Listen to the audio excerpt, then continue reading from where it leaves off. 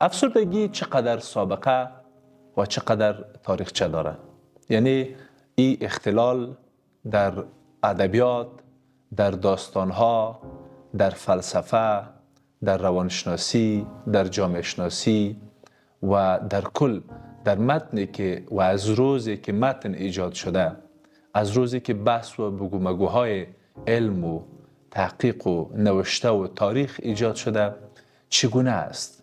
آیا یک مورد و یک مسئله جدید است و یا ای که انسان و آدمی از گذشته ها هم به این مسئله دست و گریبان بود؟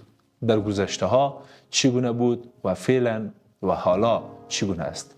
و در ضمنش ایره هم در لابلای سلسله به بحث خواهد گرفتیم که آینده افسردگی چی خواهد شد و به چگونه خواهد بود. اگر از داستان‌های بسیار کهنه و بسیار سابقه و بسیار گذشته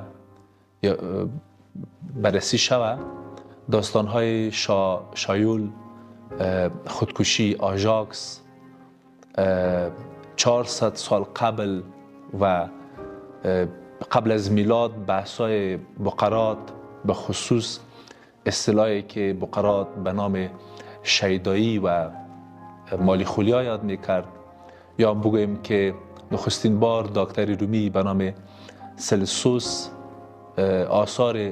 در آثارش و کتابهایش از یاد کرد، در متن آورد و نوشت ازش. یک دکتر بخش روان بود. در 1854 ژول فاره در مورد افسردگی و مانیا نوشت و به اصطلاح درج مکاتبات و نوشته ها شد، ازش بیان کرد.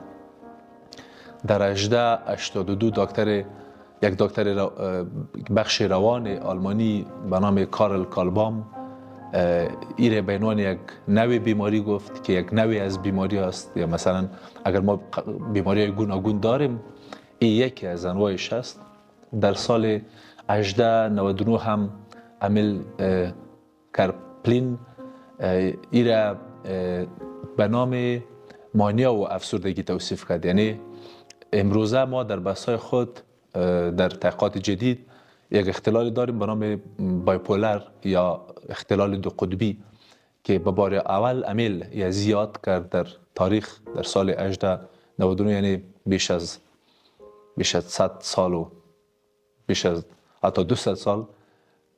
نشانه هایی را که امیل برای دو وقت در تاریخ و آثارش ازش یاد میکرد تقریبا شبیه به نشانه های فعلی افسردگی است و امیل یک نوع افسردگی در بزرگسالا را هم یادآور شد. یعنی سالهای میتونیم بگوییم که سالهای 400 سال قبل از میلاد، سال 1854، سال 1882، سال 1899 سالهای است که تقریبا میشه گفت که تاریخ افسردگی رو میسازه.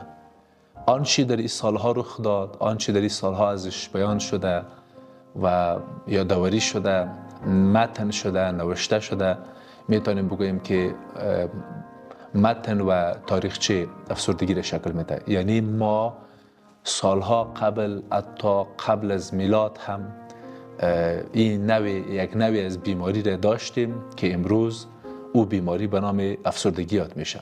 قبلا به نام مالیخولیا، به نام مانیا، به نام شیدایی، اینا امثال هم اصطلاحاتی بود، نامهای بود که در او زمان و در او تاریخ و در او تحقیقات و یا تداوی‌ها و درمان‌ها ایره به این نام‌ها میشناخت. و متاسفانه بگوییم که هنوز هم با تمام انرژی، با تمام قدرت وجود داره و هر سال به تعدادی متاسفانه عزیزان ما بگوییم که افزود میشه. حتی میتونیم بگوییم که در هر سال 1% زیاده به اختلال دچار میشه. هر سال نوید بدی برای درمانگرها و بحث‌ها و تحقیقات روانشناسی و مقالات علمی میده که گویا افسردگی روز تا روز در حالت نشر و پخش و گسترش است.